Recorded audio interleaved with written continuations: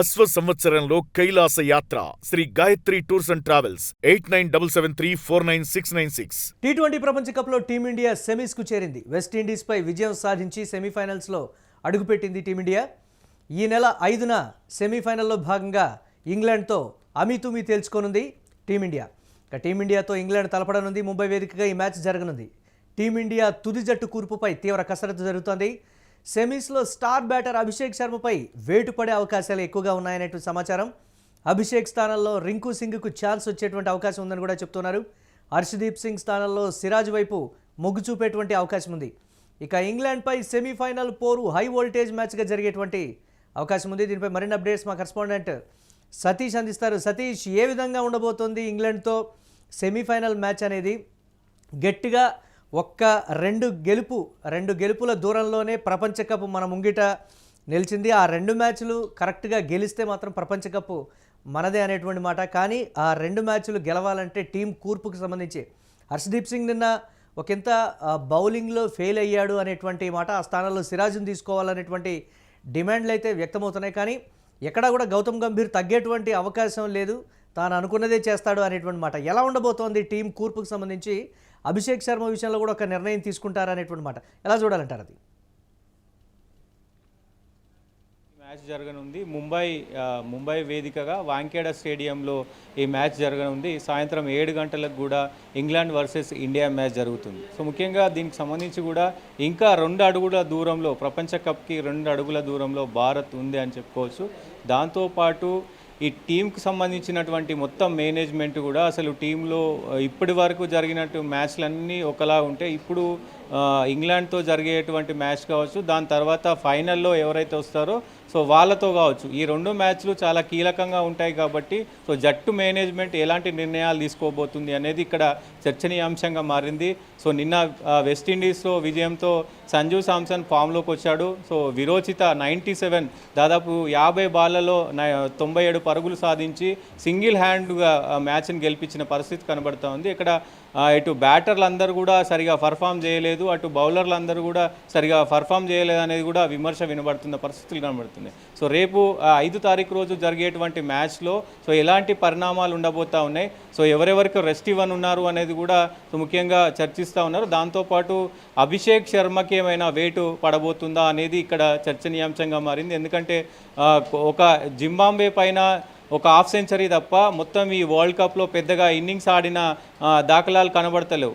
First 3 మ్యాచ్లు duck out అవ్వడం, దాని తర్వాత ఒక 25 పరుగులు కొట్టడం, దాని తర్వాత ఒక 50 పరుగులు జింబాబ్వేతో చేయడం. సో అవి మినహా పెద్దగా ఇన్నింగ్స్ అంటే షాట్లు కొట్టడంలో సక్సెస్ అవుతున్నాడు, కానీ సిక్సర్లు కొడుతున్నాడు, కానీ ఇన్నింగ్స్ని మొదలుపెట్టి ఇన్నింగ్స్లో ముందుకెళ్ళడం కొంత ఇబ్బంది పడుతున్న పరిస్థితులు కనబడుతున్నాయి. కాబట్టి సో ఆయన ప్లేస్లో ఏదైతే రింకు సింగ్ను తీసుకోవాలనేది కూడా ఒక సూచన అయితే వినబడతా ఉంది. మరి ముఖ్యంగా బ్యాటింగ్కి అనుకూలమైనటువంటి వాంఖేడియా స్టేడియంలో బ్యాటింగ్లో కొంత స్టెబిలిటీ ఉండాలి. కాబట్టి రింకు సింగ్ కనుక ఉంటే రింకు సింగ్ నెంబర్ 3లో కూడా అవకాశం ఉంటుంది, ఆయన నెంబర్ 3లో కూడా ఆడగలిగే అవకాశం ఉంటుంది. దాంతోపాటులో లేదంటే 7వ స్థానంలో కూడా ఆడి సిక్సర్లు కొట్టే అవకాశం ఉంటుంది. సో అభిషేక్ శర్మని డ్రాప్ చేసి రింకు సింగ్ను తీసుకోవాలనే ఆలోచనలో కూడా ఉన్నట్టు తెలుస్తూ ఉంది. ఇటు బౌలింగ్కు సంబంధించి కూడా కొంత చర్చ జరుగుతుంది. సో బౌలింగ్లో ఏదైతే మహమ్మద్ సిరాజ్ని తీసుకోవాలి, ఏదైతే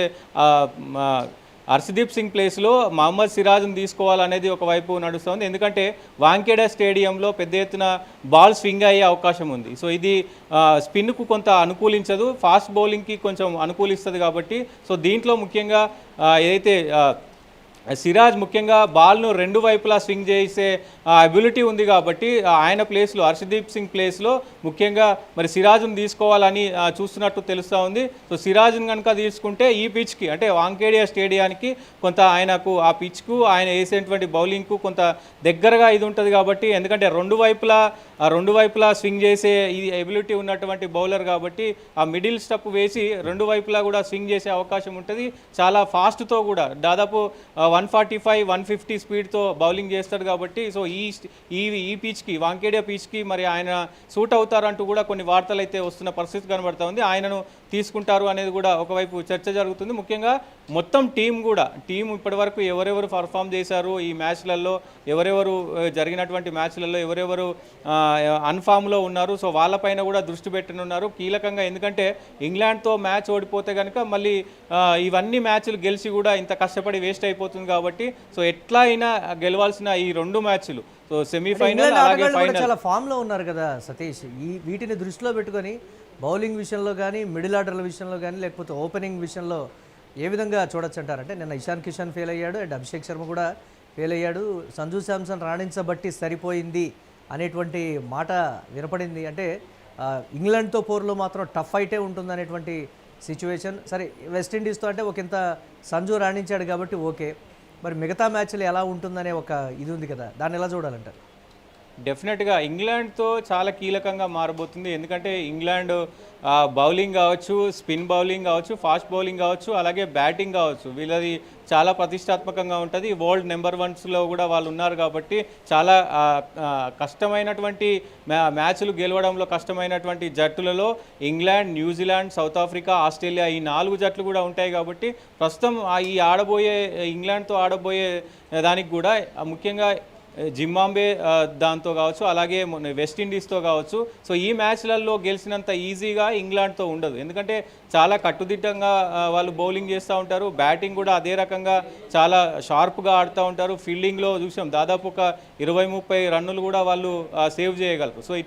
సో ఇంగ్లాండ్తో గెలవాడంటే అంత ఈజీ కాదు. జింబాబ్వేతోనో, వెస్టిండీస్తోనో, వేరే పాకిస్తాన్తోనో లేకపోతే వేరే మ్యాచ్లతోటో గెలిచినట్టు ఉండదు కాబట్టి సో దీన్ని కొంత సీరియస్గా తీసుకొని సో జట్టు కూర్పు ఎలా ఉండాలి, సో ఎవరు రైట్ లెఫ్ట్ కాంబినేషన్ ఎలా ఉండాలి, ఎందుకంటే ఫస్ట్ రైట్ లెఫ్ట్ కాంబినేషన్ ఉంటే కొంత బౌలర్ ఇబ్బంది పడే అవకాశం ఉంటుంది కాబట్టి సో ఆ కూర్పును కూడా ఇటు అభిషేక్ శర్మతో పాటు ఎవరిని పంపిస్తారు, సంజుని పంపిస్తారా లేకపోతే మరి ఇంకెవరిని పంపిస్తారా అనేది కూడా కొంత నడుస్తూ ఉంది. ఫస్ట్ డౌన్లో ఎవరిని పంపిస్తారు, సెకండ్ డౌన్లో ఎవరిని పంపిస్తారు, సో ఇవన్నీ కూడా లెఫ్ట్ టు రైట్ కాంబినేషన్ చూసుకోవడం కావచ్చు. ఇవన్నీ కూడా కొంత ప్రస్తుతానికి ఇంగ్లాండ్తో మ్యాచ్కు అన్నిటికి కూడా ప్రిపేర్ అవుతున్నారు. కొంత గ్యాప్ కూడా ఉంది కాబట్టి సో ఈ 2-3 రోజుల వ్యవధి గ్యాప్ ఉంది కాబట్టి మొత్తం కూడా టీంను సెట్ చేసుకునే పనిలో పడ్డారు. వెస్టిండీస్తో మ్యాచ్లో కూడా అభిషేక్ శర్మ ఆడాడు అని చాలా వరకు కూడా వచ్చినటువంటి పరిస్థితి వార్తలు, కానీ అభిషేక్ శర్మ మళ్ళీ ఆడాడు అనేటువంటి మాట.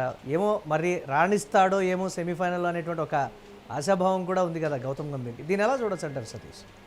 డెఫినెట్గా అంటే మారుస్తారు అనేది అంటే స్పెక్యులేషన్స్ వినబడుతున్న పరిస్థితి కనబడుతుంది. ముఖ్యంగా ఏదైతే మ్యాచ్లో తీసుకుంటారా లేదా అనే సిచ్యువేషన్ నుంచి కూడా, ఎందుకంటే రెగ్యులర్గా 3 మ్యాచ్లలో డక్అవుట్ అయిన తరుణంలో సో ఆయన విఫలమైనటువంటి పరిస్థితి ఉంది అభిషేక్ శర్మ విషయం. ఎస్, డెఫినెట్గా ఏదైతే జింబాబ్వే మీద తప్ప వేరే దాంట్లో ఎక్కడ కూడా పెద్దగా పర్ఫార్మెన్స్ చేయలేదు. సో మరి వెస్టిండీస్తో తీసుకుంటారా లేదంటే పక్కకు పెడతారా అనే సిచ్యువేషన్ వచ్చింది. కానీ తీసుకున్నారు, ఎందుకంటే వేరే బ్యాటర్ అంత ఎబిలిటీగా ఆడలేడు, ఆయన అగ్రెసివ్గా ఆడతారు. T20లో దాదాపు ఫస్ట్ 6 ఓవర్లు చాలా కీలకంగా ఉంటాయి.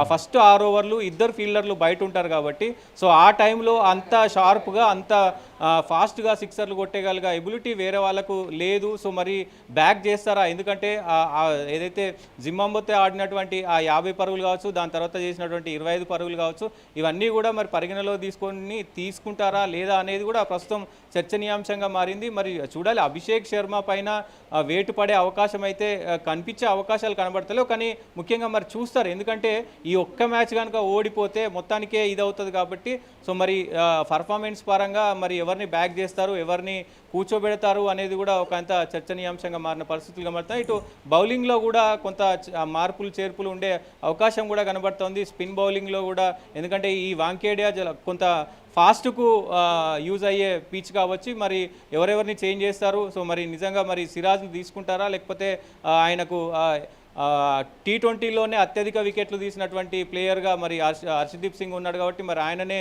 కంటిన్యూ చేస్తారా అనేది కూడా చూడాల్సిన అవసరం అయితే ఉంటుంది. Right, thanks for update Satish. ఇక T20 ప్రపంచ కప్లో సెమీస్కు చేరింది టీమిండియా. వెస్టిండీస్పై విజయం సాధించి సెమీఫైనల్స్లో అడుగుపెట్టింది భారత్.